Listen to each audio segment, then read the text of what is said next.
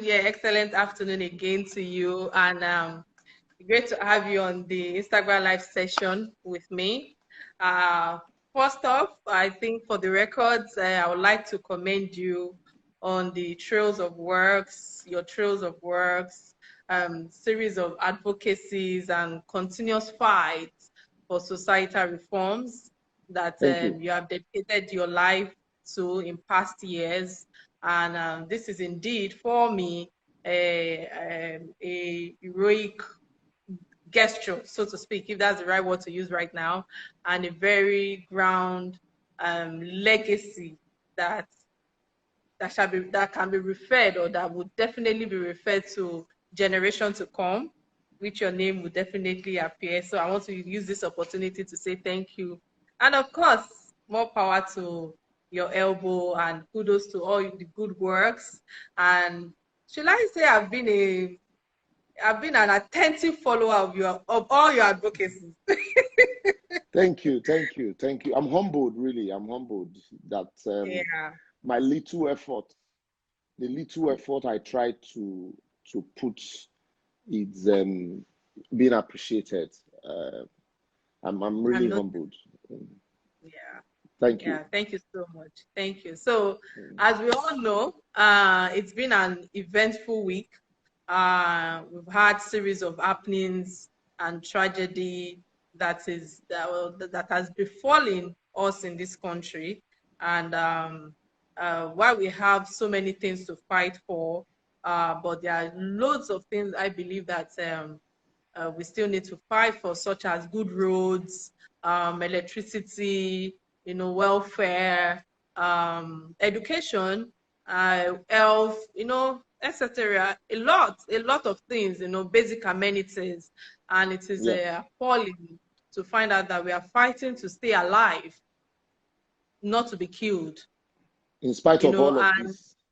in spite of all of this. So just going straight to the business of the day, the picture is quite is quite beyond NSAS, if I must Yeah. say, and police brutality for now. Yeah. So what exactly are we looking at with the awakening of the youth presently? Yeah. Thank you very much. And I also want to thank Nigerians that sometimes our little efforts like this is being appreciated, and people share these videos and want to hear you talk. It Mm, shows that you really have a lot of Nigerians that want to learn. They tell you Nigerians don't want to read. If you want to hide anything from a Nigerian, put it inside a book. But I tell people that's not true, because you go to England, you can sit down in the train for a 2 hours journey from East London to Heathrow, for example, and you find a lot of people reading. So you cannot sit down comfortably in one place and do nothing for 2 hours. But here, mm, the problem is that for those 2 hours, you'll be on the steering, you'll be driving. And so at what point would you now pick up a book to read? And then you get to the office, you have to walk.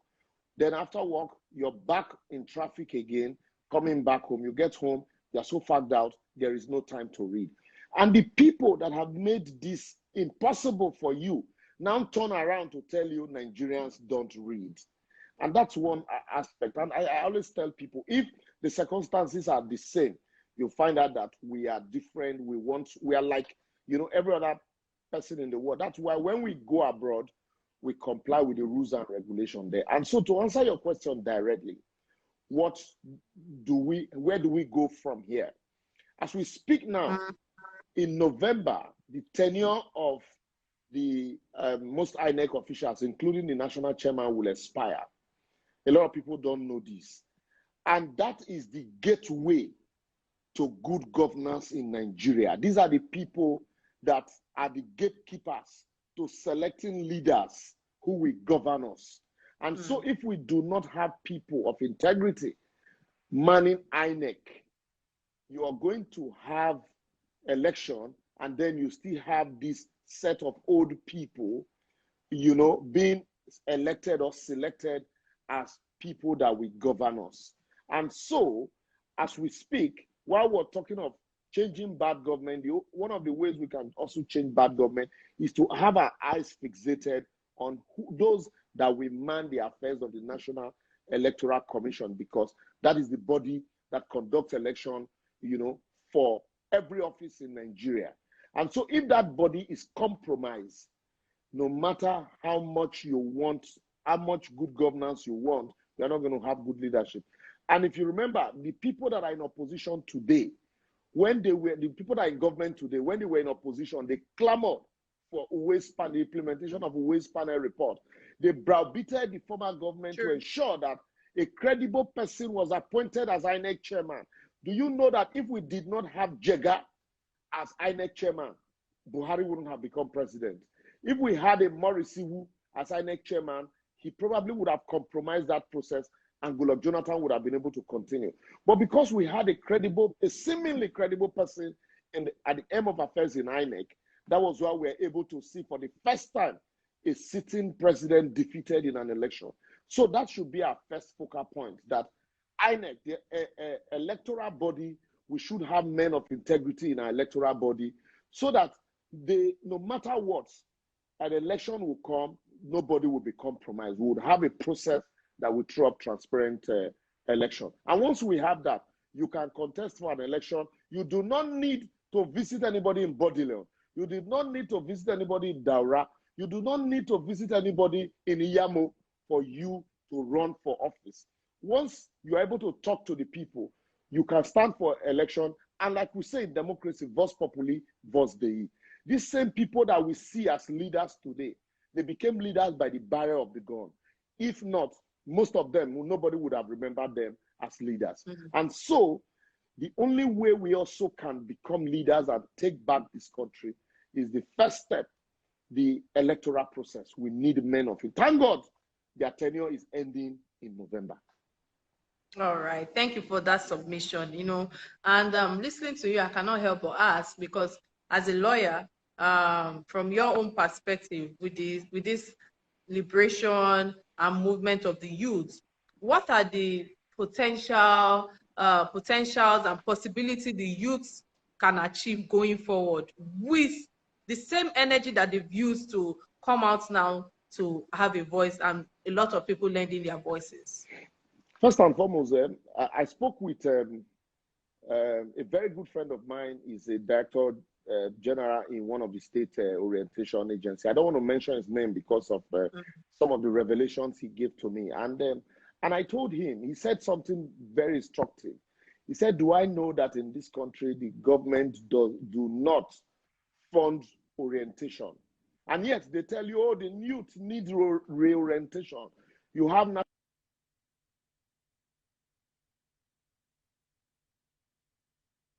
That is not functional. You have state orientation agency that are not functional. Can you remember if Lagos State has a Lagos State government orientation agency? You can't even remember.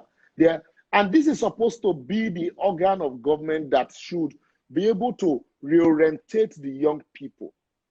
In the absence of that, because they know that once they give you enough orientation, you will chase them out of power. So they intentionally ensure that you do not get orientation. So they don't fund that. They just create it there and leave it there. And so now that the youth have taken their destiny in their hands, a lot of people are waiting for them to fail. And I know that they will not fail. And so for me, this demands for, thank God, the NSAS is a catalyst for all other problems that we have.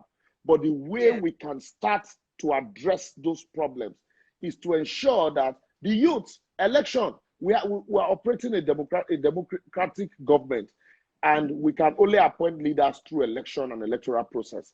So even if you do not believe in electoral process, now is the time to believe in it. Because imagine those crowd that gathered at Lekki Toll Gate, the ones that gathered in Bagada, the ones that gathered in Ojota, Alausa, and the rest. If they decide to take their PVC and elect one of theirs and say, today we want to elect a young person, there is no army of political powers or godfather that can stop that. And when you elect these people and they don't do well, you have a right to sack them also using your PVC. But you also need to have people who are there, who are transparent, who will ensure that your vote will truly count. All right, thank you, Liborous. So with your giving analysis now, are you insinuating as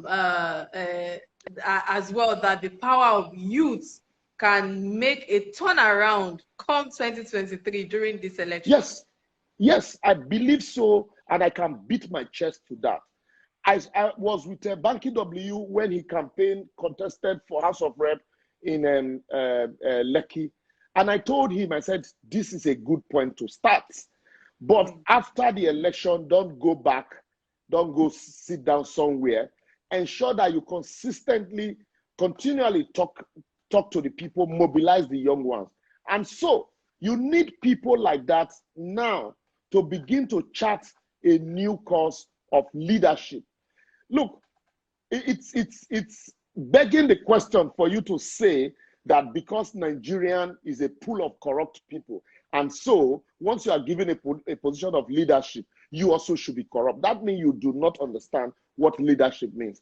As a leader, you should be above board, irrespective of the fact that you are drawn from the same pool of corrupt people, because you are first amongst equal. That's why we call it in law, we say primus inter pares.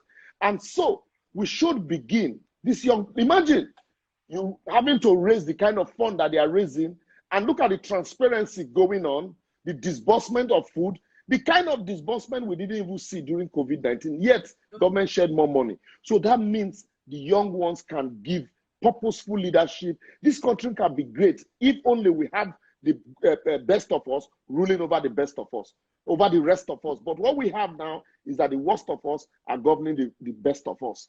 And so this best of us, we are seeing them display leadership skills at campaign rallies. And so it is high time we now begin to project these people through our electoral platforms to ensure that they actually display this leadership that they are displaying at a protest ground at the national level, at the state level, and at the government level. Is it forbidden? Will it be a crime if the President of America comes to holiday in Obudukato Ranch? Will it be a crime for the Queen of England to be sick? Let them say Nigeria is the only hospital that can treat her. Will it be a crime if you hear that the King of Dubai is in Nigeria looking for foreign investors? Why is it that we are only the one that will always go to these places, despite the fact that we do not just have natural resources, we have abundant human resources? Why is it that when we go abroad, we excel? Nigerians are the most educated immigrants in America. So it is not that we do not want to be educated or that we don't want to read, but because our leaders have intentionally deprived us of those capacities, those amenities that will enable us to prosper. So now that we are taking back our country, it is high time now we do not just end it at protest level. We should also put structures in place to ensure that you're able to challenge the status quo when election comes. All right. So this is definitely an eye-opening submission, and I want to say thank you. Well done for putting a structure to the question I asked you, because I cannot help but ask. We are talking about resources. You are talking about welfare, and you lamented about the poor welfare of the police and the insensitivity approach of the government to our needs or their needs. So now that there is a whole lot of focus on the police force at the moment, what are the likely changes we are hoping to see in our police welfare system? Do you think that you might be able to answer that? As I speak to you, it is not the first time that we are drawing attention to the welfare of the police. The average police station in Nigeria gets 15,000 naira monthly as imprest, yet it doesn't come. If you complain as a DPO, they will tell you, DPO, you are tired of that place. They'll post you to education sector where you see nothing. The police patrol vehicles you see, officially, they get 1,000 naira daily as per fare as a fare allowance to fare patrol vehicles. This has been so for years, and yet it doesn't come. Police buy uniforms for themselves. Police buy statement forms. I know how many times I've had to donate generators to police stations, fans. We raised money to furnish the office of a police commissioner who was a friend of ours. Imagine at that level, if a police commissioner does not have an office properly so called, then you wonder what the rank and file will be going through. That's why people are saying reform. If you do not reform the police, you have a system, you make the police unattractive. What you are going to have is a situation where armed robbers will occupy your police. When you give an armed robber a gun, he sees it as opportunity to further fleece the people. So you have, certified him as an armed robber by endorsing him, giving him official seal. So the first thing he does is now he has government authority to rob. So he goes out there to rob people. If you talk, you will get killed. In some cases, some of these people are killed because police do not want them to talk. And yet the same police will come out and tell you it's accidental discharge. But if you make police attractive, it will be attractive to the best of us. I applied to join police in England, and I was told at the recruitment office that I will not be taken. It is not that it is for high intelligent people and people that they can verify their status, their standing, their relationship, that the army will be an easier place where they will take me. But for police, they should be able to trace my genealogy to at least 5th generation before they will take me, being that I'm not from that country. That is how they value their police. That's how policing should be. But here, you have the police. The police has been so rubbish that it is only attractive to the dredge of the society. And a system that leaves its police that way, it is not just about salaries. After all, we pay our National Assembly members millions and they still steal. It is about the mentality, the psychology of an armed robber that you have recruited and certified and given a gun as a policeman. He will always remain an armed robber, most especially when also you take him to police training college and the only thing you train him is how to oppress.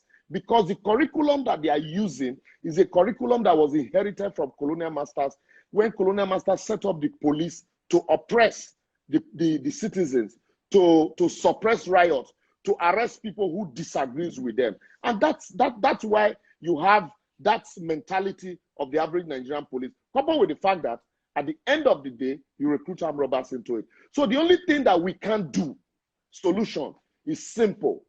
All of this hierarchy of IG here, Police Service Commission here, it is not working. What we need to do, you start from the policing barracks, start from recruitment process, and then the funding of the police. If you reduce the salaries of honorable members of the National Assembly, you will have enough money. You don't need to borrow. You have enough money to plow into the Nigerian police. And then if you use people who have embezzled police funds as example, then a lot of people will stop stealing money from the police. As I speak to you now, the IG said it that only 20% of the Nigerian police budget had been released, and we're almost at the end of the year. And so the budget that was not enough, you now release 20%. The IG and his men will take it, fix it in an interest yielding account, collect interest upfront, because also they didn't join police to come and count vehicles. At the end of the day, the rank and file will suffer. If you give most policemen a gun and allow them go free, they will kill all the officers to tell you how bad it is.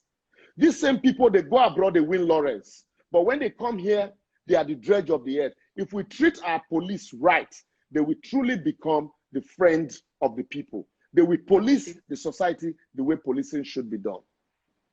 All right. Thank you so much again for that submission. While you're talking, I cannot help but ask you this question: that do you believe that also branding is key regarding how they are dressed? For me, I feel that the black uniform do you think that there should be a way to rebrand everything that they are trying to come out and say, okay, yes, I know that we said we don't want SWAT, and SWAT, they've dissolved NSAS and all of that, do you think that their uniform should also be rebranded? For me, it's not about uniform, really. If you have a right mentality, even if you wear black upon black, that black will shine like stars. It has But nothing to do with the color. Why I ask this question is because they've dissolved NSAS. They said NSWAT. I mean, and everybody's saying we don't want that because it's still the same people that they're going to deploy in there. So the That's what I'm question is, saying. and the same uniform will also be what they will be wearing. So could it be that the mentality of the people is that, okay, you know what, aside the fact that we don't want NSWAT, also the uniform is a no-no for them because it reminds them of NSAS. No. It's about the mentality. Take, for example, you say you have ended SARS today. And then people are talking about reforming the mindset and the orientation. And then the very next day, you say you have created SWAT. The first impression you give the people is that it is the name that they are quarreling about. Or that it is the uniform. If you remember, during IBB's time, we changed police uniform from this black and black to, it was blue and black. We changed it from blue and black to blue and to black and black. And then we also attempted changing the name from the Nigerian Police Force to Nigerian Police, or just Nigerian Police. They removed the force. And then subsequently they added the force. It still didn't, rather the orientation and the mentality deteriorated because at that time, the military saw themselves as superior to the police. The budget of the military will come, but that of the police will need to beg for it.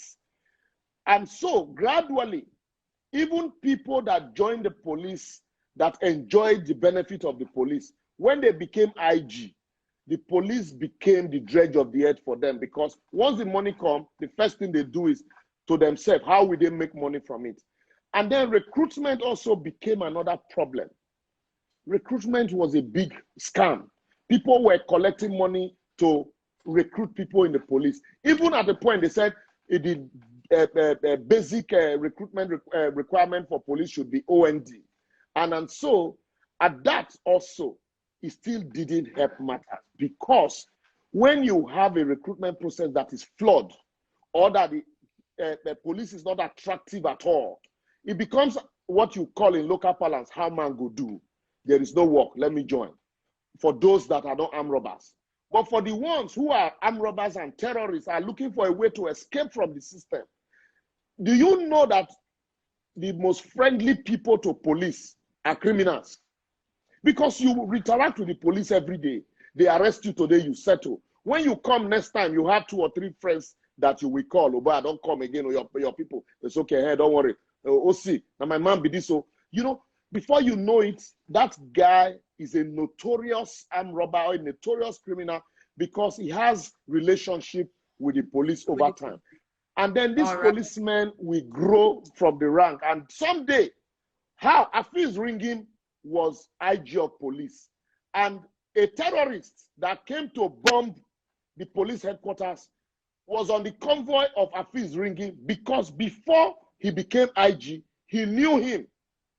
Also, Osisi Kanku, as a criminal in Aba, was #1 terrorist in Aba. Afiz Ringim was AIG Zone 9 then. And so these people relate with police daily.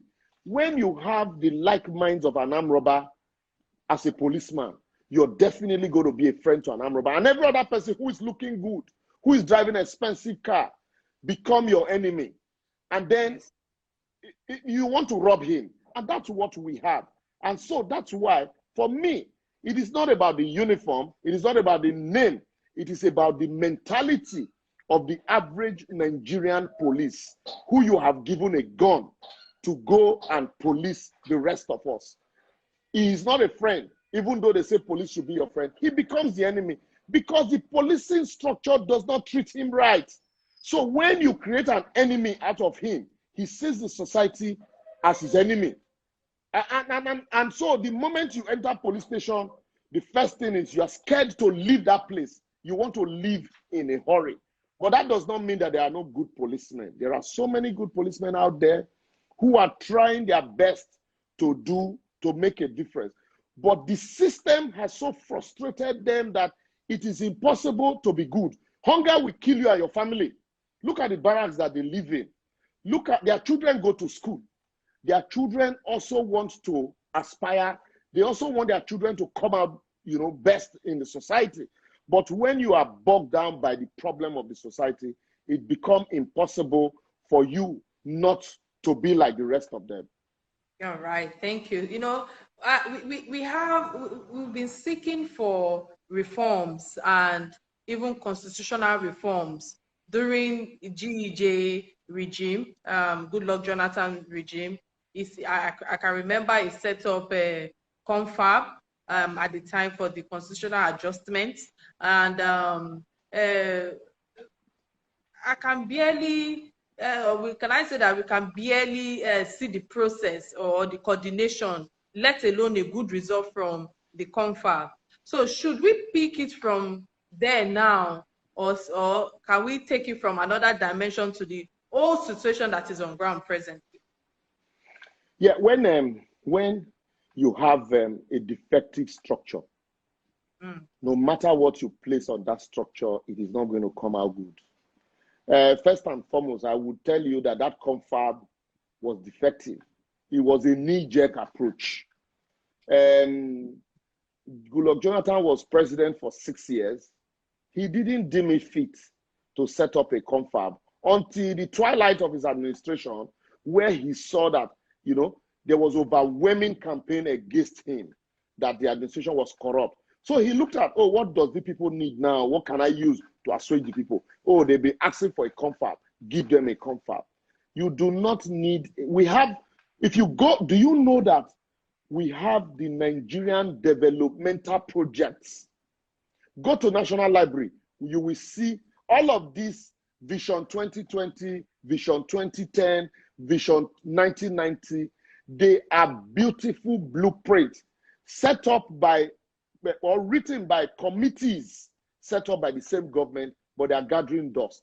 All you need as a government is to call your ministers together, bring some of those developmental documents and say, look, where can we start with this one? On policing, for example, there have been many recommendations, including recommendations from past Inspector General of Police after they have spoiled the system. And so, when you now begin to set up a confab, you set up a budget, that means you don't want to work. Because who wants to work will not be setting up committees. Like they say in China, when you see a snake, you kill it and then begin to find out how it got there. But here, when you see a snake, they will set up committee to investigate how the snake got there. Before you finish your report, the snake would have gone. So the issue, the question is not whether there was a confab report and so we should go back to that confab report. No, the question is, the issue, the policing as presently constituted, no matter what you put on it, it will not stand. So what you need is, you need to first and foremost collapse the entire structure of the Nigerian police. Collapse the entire structure of the Nigerian police and sit down. All of this, put them on ad hoc basis.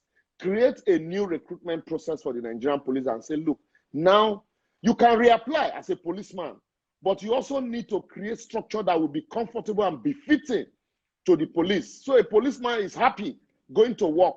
A policeman is happy when he gets to the office. And not a policeman, you get to a police station, it's smelling, and you can't even sit down there, you can't drink water in such a place. Oh, yeah. When you come out from such a place, your mentality will be dirty. Look at all the brand new vehicles that they bought for Nigerian police, starting from the Prado that were bought during Obasanjo's time, to the 406 that were bought immediately after that, to the Hilux vehicles that were bought after that. Just look at those vehicles. A year later, you will see all of them, some chairs dirty, some of them rickety, because if you like give diamond to a pig, if you like give diamond to a pig, because it doesn't know the value. So, but when you hold people accountable to the maintenance of this vehicle, and you make funds available to these people to maintain those vehicles, and you have a pool of mechanic. Once there is a fault, it goes there. You will have those vehicles will last, and then you can sell it to some of the officers also, like they do abroad. They auction police vehicles. But here,